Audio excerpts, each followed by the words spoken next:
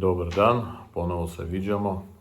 Ja bih htio danas da pričam znate o čemu? O osobini čoveka da izrazi svoju misao.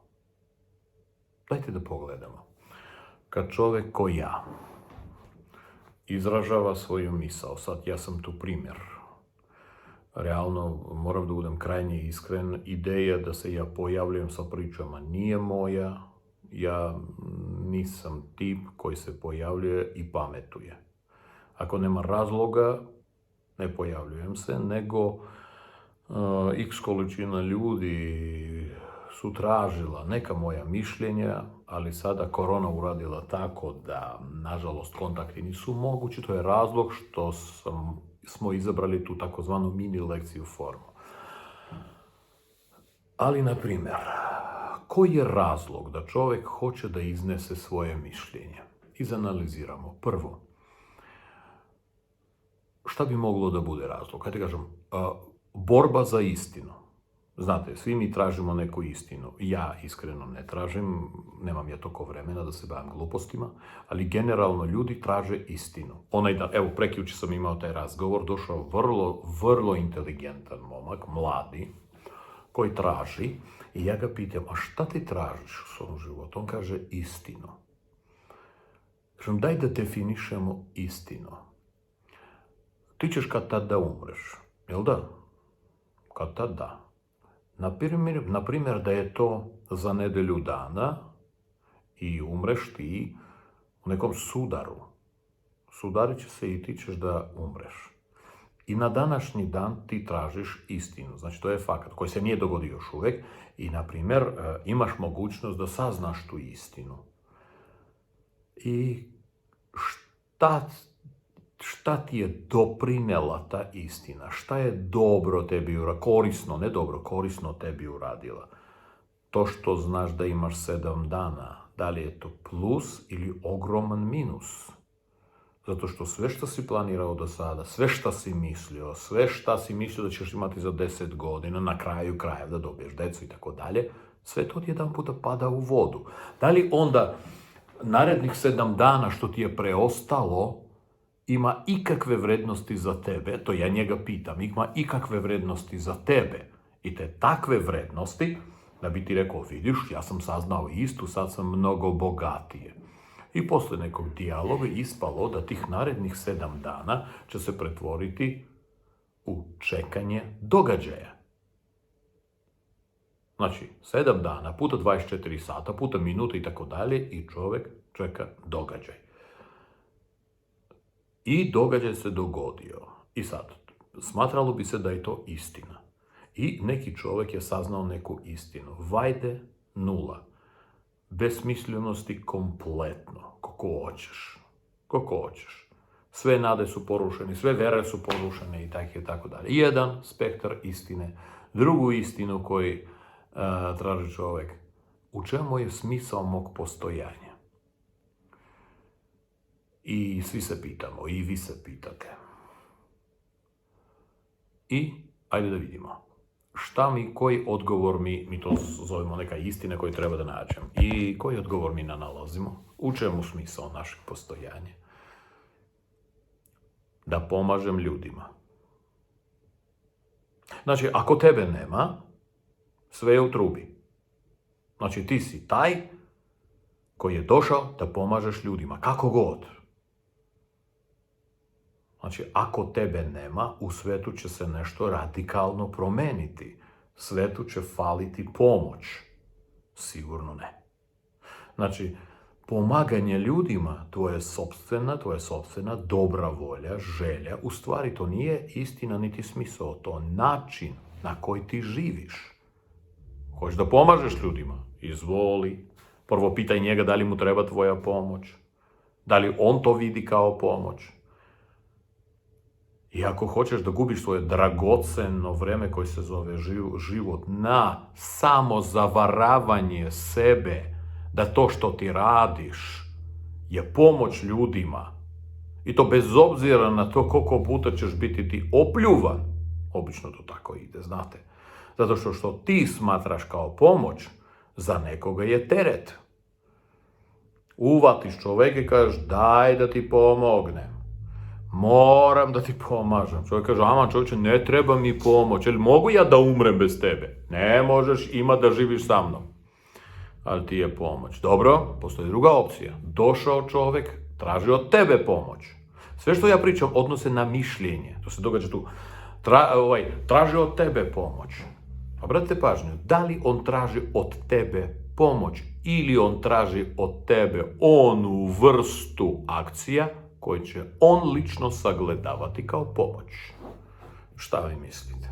Na osnovu mog dugogodišnjeg, a možda i kratkogodišnjeg, nekih 40 godina iskustva, ja ću reći, svako u svojoj glavi hoće da gleda onaj film koji sam stvara u svojoj glavi. I ako si ti sastavni deo tog filma kao glumac, onda on očekuje od tebe da ti glumiš kako njemu to odgovara. Gde je tu pomoć?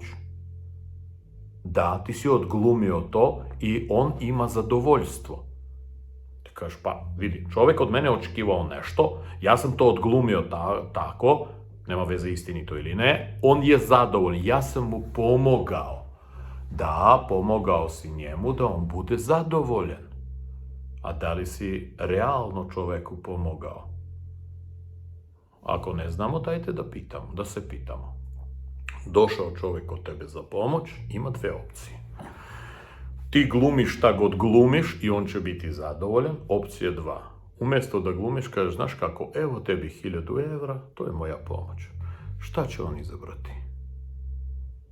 Kažeš, nemaš obaveze tu, nemaš tu. Malo je 1000, evo ti 5000 evra.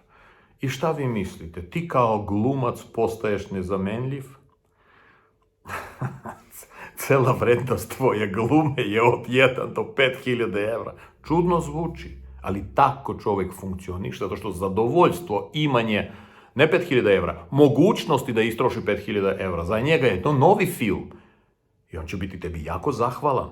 Ko što ti vidiš, tvoja pomoć ne zavisi od tebe kakav si iznutra, nego banalno, koliko novca ćeš vaditi iz svoga džepa. Na primjer. Može li da bude takva opcija? Sigurno može, ne uvijek. Idemo dalje.